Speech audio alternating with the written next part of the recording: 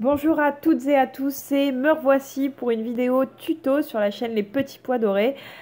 Donc voilà, je vais vous présenter encore et encore une énième Explosion Box. Vous avez pu voir, pour ceux qui ont déjà regardé un petit peu ma chaîne YouTube, vous avez pu voir que j'ai déjà fait plusieurs vidéos sur les boîtes à explosion. Ça a été très extrêmement tendance il y a peut-être un an de ça. Il y en avait un petit peu partout. Vous avez pu voir certainement des vidéos là-dessus, des tutos, etc. Donc je ne suis ni la première et je pense ni la dernière à en faire. J'espère en revanche que celle que je vais vous présenter vous plaira parce que moi je me suis éclatée à la faire. Comme je vous ai expliqué dans ma dernière vidéo, puisque c'est mon retour après une longue absence, ces projets, tous les projets que je vais vous montrer dans les prochaines semaines, sont des projets qui ont été réalisés il y a déjà un petit moment, puisque cette boîte, en l'occurrence, a été réalisée l'année dernière, courant peut-être avril, quelque chose comme ça, si je me trompe pas. Je n'avais pas encore déménagé, j'étais encore dans le nord, j'étais voilà, encore dans mon ancien appartement, j'avais encore les cheveux courts. Comme on peut le voir un petit peu sur la vidéo. Donc oui, c'est un projet qui a quand même un petit peu de date hein, finalement au niveau du temps. C'était très tendance comme je vous disais l'année dernière, donc j'étais dans la tendance. Et puis, et puis la vidéo, malheureusement, je n'ai pas pu la sortir tout de suite. Et puis après, les choses se sont enchaînées, etc. Enfin, j'en ai déjà parlé dans ma dernière vidéo, donc je ne vais pas revenir là-dessus. Mais donc, je vous la présente quand même parce que, comme je vous le disais, j'ai adoré réaliser cette vidéo, j'ai adoré réaliser ce tutoriel également, et je trouvais que j'ai adoré toutes les boîtes à explosion que j'ai réalisées, je les ai toutes adorées, mais c'est vrai que celle-là, je trouvais que la dernière, j'avais été particulièrement inspirée. Cette boîte, je l'ai offerte à une de mes collègues pour son départ. En fait, elle quittait la société dans laquelle on travaillait ensemble. C'est une personne que j'apprécie énormément, avec qui le feeling est tout de suite bien passé, on s'est tout de suite très bien entendu. Malheureusement, nos chemins se sont séparés dans la vie professionnelle, mais on a continué de garder un très bon contact et à se voir. On essaie de se voir assez régulièrement. Maintenant que j'ai déménagé, c'est un peu compliqué, mais voilà, j'essaie de garder contact pour la voir encore quand je repasse par le nord. Pourquoi je vous parle d'elle? Parce que si jamais vous êtes intéressé par la mode et le maquillage, elle a également une chaîne YouTube, Rose Musk. Donc n'hésitez pas à aller voir. Elle parle beaucoup, elle a beaucoup de vidéos en anglais, mais c'est très compréhensible, d'autant qu'elle a un magnifique accent puisqu'elle a vécu là-bas. Donc voilà, si tu passes par là, ma belle, je te fais des bisous.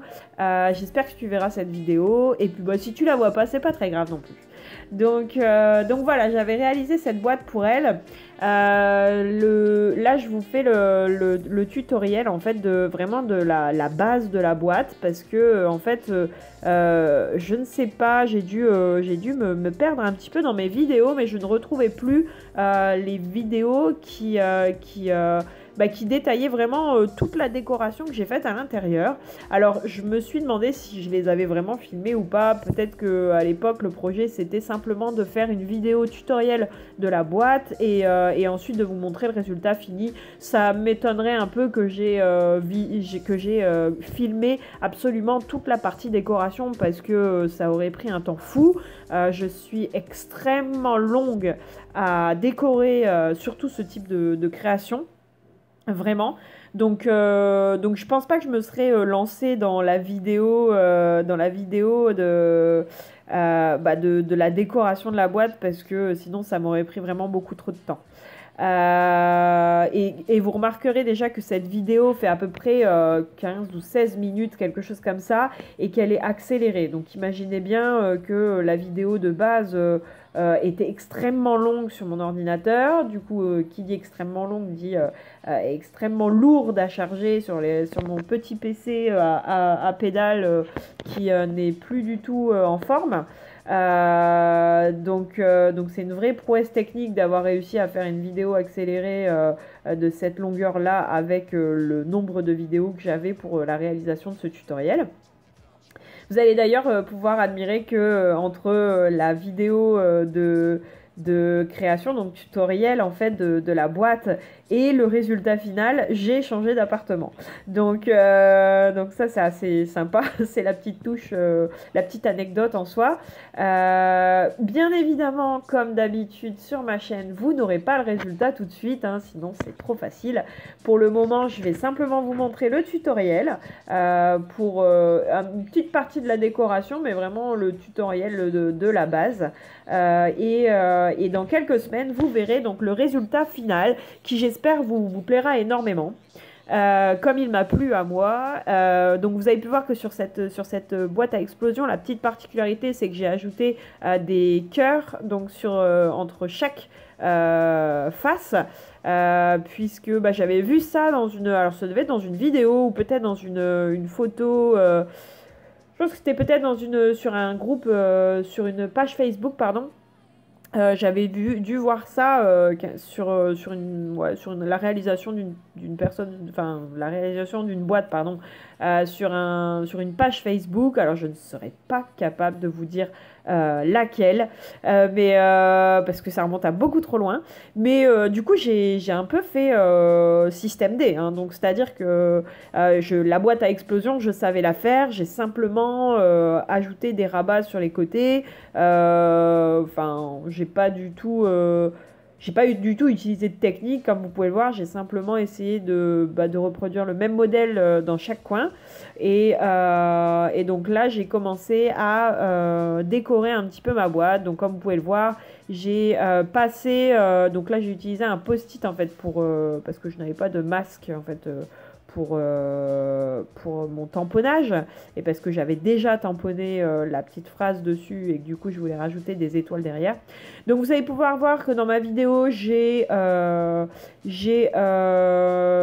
omis beaucoup de séquences d'embossage parce que je pense que, bah, en tout cas pour ceux qui suivent ma chaîne, l'embossage, je pense que c'est bon, vous connaissez, vous n'avez pas forcément besoin de revoir la technique. Pour ceux et celles qui tomberaient sur cette vidéo et qui ne connaîtraient pas ce que c'est l'embossage, donc c'est le fait de tamponner un tampon, donc là par exemple avec de l'encre transparente, mais c'est pas obligatoire, qui permet en fait de dessiner la forme du tampon et de la rendre collante. Et ensuite, à l'aide d'une poudre donc, que je déverse dessus, donc là en l'occurrence, j'aime bien jouer dans la transparence parce que là c'est de la poudre transparente. Donc là, une fois que vous avez mis votre poudre dessus, donc qui adhère directement à la partie sur laquelle vous avez tamponné, il ne vous reste plus qu'à chauffer la poudre avec un heat gun. Donc c'est à des températures très élevées, bien évidemment, ça ne marche pas avec votre sèche-cheveux. Donc une fois que vous avez fait chauffer la poudre, elle fond et elle gonfle plutôt. Enfin, je sais pas, je sais que les scrapeuses utilisent des termes différents. Elle fond, elle gonfle, peu importe. Donc elle apparaît donc en embossage, c'est-à-dire qu'elle apparaît en relief en fait. Donc voilà, ça c'est pour la partie pour les gens qui ne connaîtraient pas l'embossage. Si jamais vous n'avez rien compris à mon explication, et c'est très probable entre nous, n'hésitez pas à taper embossage sur YouTube. Vous trouverez des vidéos explicatives beaucoup plus claires que celles que je viens de vous expliquer. Surtout avec ma vidéo en accéléré, c'est pas évident de vous montrer, enfin de vous expliquer clairement ce que je veux dire. Donc n'hésitez pas à aller sur YouTube pour taper embossage à chaud, puisqu'il y a aussi l'embossage à froid, donc attention, c'est pas la même chose. Tapez embossage à chaud et vous tomberez sur plein de vidéos explicatives de ce qu'est l'embossage à chaud. Moi je sais que la première vidéo, la première chose que j'ai cherché quand j'ai commencé le scrap, je pense que j'en avais déjà parlé dans une vidéo, une de mes vidéos à l'époque. Alors comment j'ai commencé le scrap en fait, j'étais dans un magasin, donc j'ai toujours été très créative, j'étais dans un magasin de loisirs créatifs. Je connaissais pas du tout le scrapbooking, enfin je connaissais de nom mais j'étais pas vraiment, j'avais pas vraiment une idée de ce que ça pouvait être et j'étais pas spécialement inspirée par le scrap. Et j'étais donc dans un magasin et pour les aider à vendre leurs produits, en fait, ils avaient mis une toile en exposition sur laquelle ils avaient testé plein de poudres différentes, plein d'embossages en fait sur une toile. Donc c'était un peu un espèce d'échantillon en fait. Sur la toile, il y avait des échantillons de toutes les poudres et donc on pouvait voir le rendu que ça donnait. Et du coup, à l'époque, je savais pas du tout ce que c'était l'embossage, je pratiquais pas le scrap, et du coup, quand j'ai vu cette toile, ça m'a vraiment intriguée. Et j'ai pas acheté de matériel ni rien du tout, je sais même plus pourquoi j'étais dans ce magasin, ce que je voulais acheter. Bref, je suis rentrée chez moi et le soir, je me suis rappelé de ce que c'était et enfin je me suis rappelé du mot et je me suis dit tiens, je vais regarder comment ça marche, je suis curieuse, je voudrais savoir comment ça fonctionne. Et donc j'ai tapé donc embossage, je suis tombée sur une vidéo de Audrey. Donc pour ceux qui suivent un petit peu les youtubeuses dans Scrap, vous devez connaître Audrey. Pour ceux qui ne la connaissent pas, tapez Audrey Scrap et vous allez voir, vous allez tomber sur sa chaîne. Elle a énormément de vidéos, elle a fait énormément de tutos. Et en fait ce soir-là, j'ai regardé cette vidéo et en fait j'ai enchaîné avec les vidéos de sa chaîne et en fait j'ai regardé toute sa chaîne. J'ai regardé toute sa chaîne et quand j'ai eu fini, j'ai regardé la chaîne de Vushka. Donc c'est pareil, Vushka c'est une personne qui fait c'est une youtubeuse qui fait beaucoup de vidéos, beaucoup de choses fait maison. Elle me fait toujours rire parce qu'elle a toujours des astuces vraiment fait maison, donc n'hésitez pas à les regarder. Et quand j'ai eu terminé de regarder ces deux chaînes, donc sur celle d'Audrey, je peux vous dire qu'il y en a vraiment beaucoup de vidéos. Quand j'ai eu terminé de regarder toutes ces chaînes, enfin ces deux chaînes-là, je me suis lancée. Et c'était plutôt une bonne chose. Enfin, je pense que je l'ai déjà expliqué ça sur une de mes vidéos, mais c'est pas grave, je radote, hein, c'est pas grave. Quand j'ai eu terminé, je pense que c'était une bonne chose de fonctionner comme ça parce qu'au final, je me suis pas précipitée sur tout et n'importe quoi en scrap parce que c'est vrai qu'il y a tellement de matériel, il y a tellement de belles choses qu'on a tendance à se ruer dans les magasins et vouloir tout acheter. Et le problème, c'est que souvent on achète des choses qui ne correspondent pas vraiment à notre style, mais parce qu'on trouve que c'est beau et après on n'arrive plus à le placer dans nos créations. Aussi, on peut être amené à acheter simplement des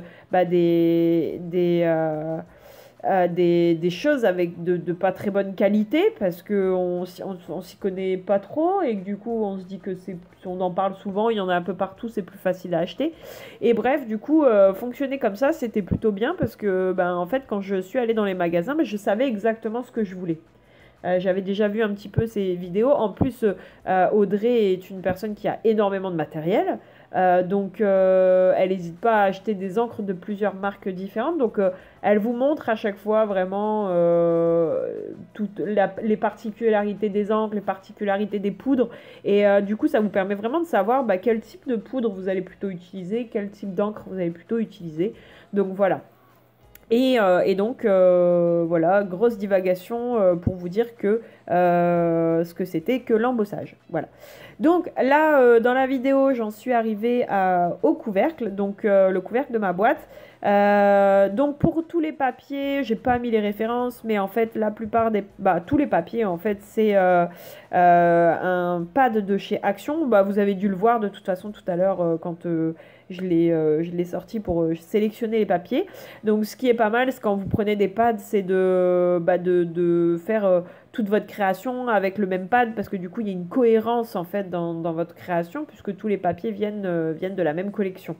Donc là moi c'est ce que j'ai voulu faire. J'ai quand même sélectionné quelques papiers de marque de scrap que j'avais acheté, je crois que c'est Kiss Kiss. Ça va être Crate Paper, quelque chose comme ça. Donc que j'avais acheté sur la fabrique à scrap, si je me trompe pas, parce que c'est généralement là que je fais la plupart de mes achats. Oui, donc j'ai essayé de rester dans des tons rouges, un peu glamour, comme je vous disais, pour ma collègue qui est très fashionista, qui est très axée sur la mode, le maquillage, la nourriture healthy et tout ça. Donc voilà, je vous recommande sa chaîne si jamais vous êtes aussi intéressé par ce type de sujet.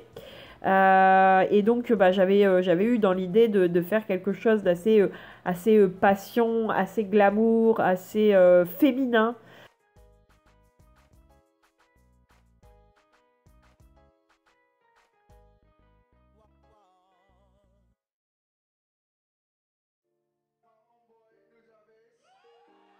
Et puis bah, comme je vous disais, j'étais assez fière de la réalisation au final, puisque voilà, je trouve qu'elle est particulièrement bien réussie.